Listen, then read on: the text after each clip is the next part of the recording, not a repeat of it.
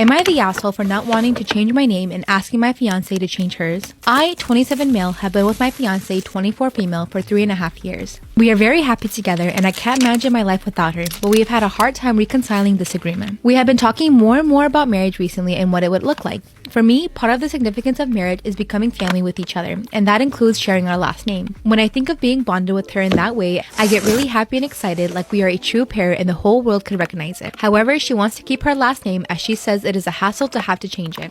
I think that's fine, but I'm the only guy on my side of the family who could carry my family name. I have 2 sisters who are married already, so it's literally just me left. It's a pretty unique name, not one like Johnson or Smith, so my family name would die out if I don't carry it and pass it to our kids. My fiance doesn't really care about matching our names and suggested I can change my name to hers so we match, or otherwise just keep both our own last names after we marry. She has a brother, so her family name would be carried on either way. I feel like it's different for that reason and she should compromise with me and change her name. So, am I the asshole for not wanting to change my family name and asking her to change hers instead? Am I the asshole for getting my daughter's ears pierced without telling my husband?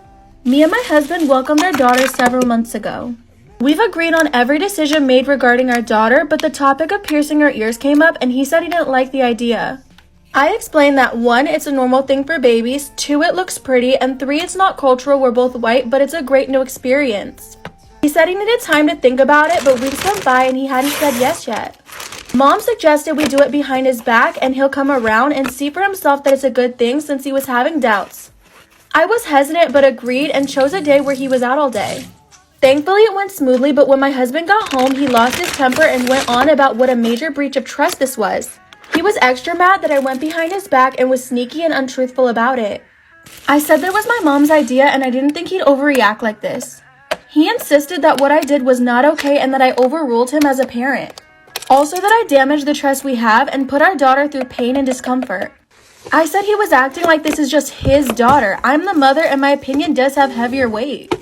To some degree at least. He went to go stay with his mom who called and berated me for going behind her son's back and treating him as less than when it comes to our daughter. But I never understood why he thought that.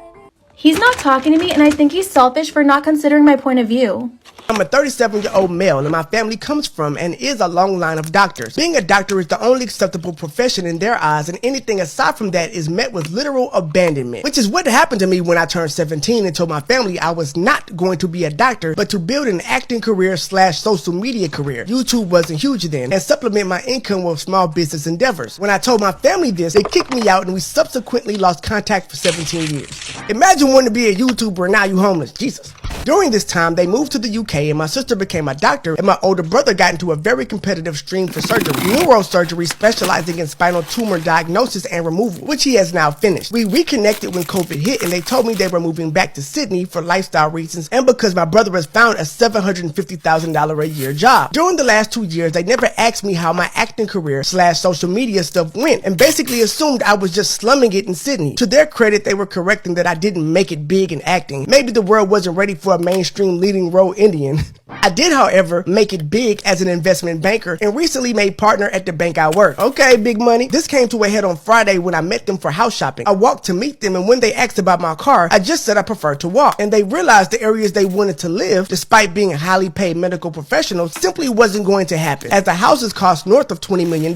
When we decided to call it a day and regroup, they suggested going to my place before going out to dinner. When we arrived at my house, they thought I was renting a room and inquired about how much rent was. I informed them that I wasn't group. They suggested going to my place before going out to dinner. When we arrived at my house, they thought I was renting a room and inquired about how much rent was. I informed them that I wasn't renting and that this was my house. They lost their shit, accusing me of lying to them for years and only meeting up to rub their face in my probably illegally gained wealth, and capped it off by informing me that they'll be living with me now instead of my oldest brother since they can't be seen living in a worse house than their son. I laughed at them and reminded them that they bet on my brother and sister, not me, and that they have a better chance of living with my neighbors than me. At that point, they threatened to cut me out of their will, to which I reminded them of the fact that they can't even afford to buy a house in my area, so their will and assets don't really matter to me. Talk that talk, goddammit. Now they aren't talking to me and my brother and sister are saying I should have been proactive in letting them know of my success, but I have a public LinkedIn profile, so they literally have never Googled me. But am I the a-hole in this situation? Am I the arsehole for selling my PS5 rather than sharing it with my stepbrothers?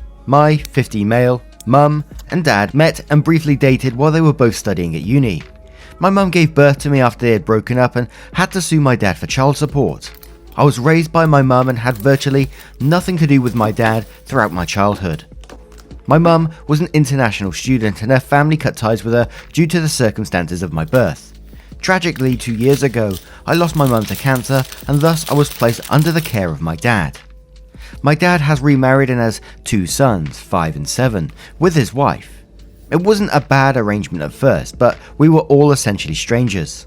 I was given a bedroom to myself and we shared some meals, but other than that, kept to myself. About 10 months ago, I was lucky enough to have a casual job at an aged care facility as IT support. It was stupid easy money, as it involves installing and maintaining a dozen or so common PCs used by the residents, plus running basic computing workshops. I ended up accruing a whole lot of disposable income in a short time. Stupidly, instead of just keeping quiet about it, I decked out my room with a new TV, headphones and a PS5. Obviously, this setup was one of great interest to my 2 stepbrothers. Initially, my rule was that they could play the PS5 anytime I wasn't using it, but I would get first dibs if I wanted to play or use my TV. I was also super accommodating by buying an extra controller, which I didn't need, and several kid-friendly games that they wanted to play.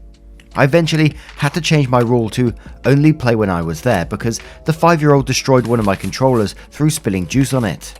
This is where the drama started. They whined to my parents, who then ordered me to place the PS5 in the living room. I refused, stating that I purchased it with my own money. This led to their argument that I have too much money and should contribute rent, utilities and food money.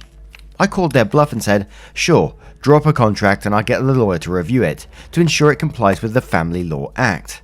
My dad told the boys he was going to buy a separate PS5 for the boys for Christmas, but the dude is clueless about the global shortage. Finally last night, after realizing that he had zero chance of buying one for close to the recommended retail price, my dad threatened to me to either voluntarily gift my PS5 to the boys for Christmas or he would toss it in the bin while I was at school. I was so pissed that I went on Facebook Marketplace and sold the PS5. The boys found out today and were devastated. I feel really bad because they shouldn't be punished for this shit show. My parents are in their room talking about me, and I'm sitting here in my room. Am I the arsehole? How could I have handled this better? Update: I'm at work now, but stepmom had a chat with me this morning and it was quite positive. She said she didn't know about my existence until right before I came to live with them, and so it caused a huge rift between her and dad. She apologised for projecting that onto me and not being more welcoming. She also didn't know about my dad's threats and told me it won't happen on her watch. My half-brothers also admitted to her about the juice incident. She said she's going to get the boys a Switch for Christmas and she offered to pay me the difference between recommended retail price and getting a new PS5. I probably won't take the money, but at least it's a step forward. This was the longest conversation I ever had with her too, by the way. I'm a 32-year-old woman who can never go back to my new dentist after 2 visits because I'm an idiot. My dentist is a very nice and professional man. Our first appointment was going pretty smoothly until he made some innocuous remark about us being strangers. My immediate reply was, "Oh, you're not a stranger. You've been inside of my mouth for 20 minutes.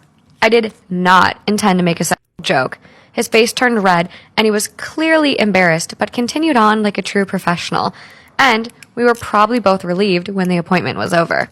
I had my second dentist appointment today. I actually mentally prepared myself to be a model patient who didn't say anything weird. He had been working in my mouth for about 5 minutes when he started to seem really uncomfortable or something. His face was red and he was breathing a little heavier.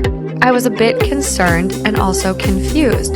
Like, how could I have embarrassed him this time? I had hardly spoken. So he keeps working in there, and then I realized what the hell is happening.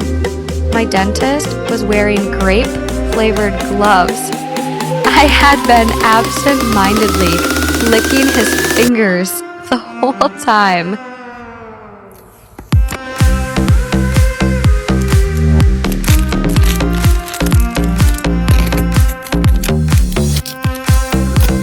Hi guys, thank you for watching. I love you guys so much. Please like and subscribe to see more great videos. See you again.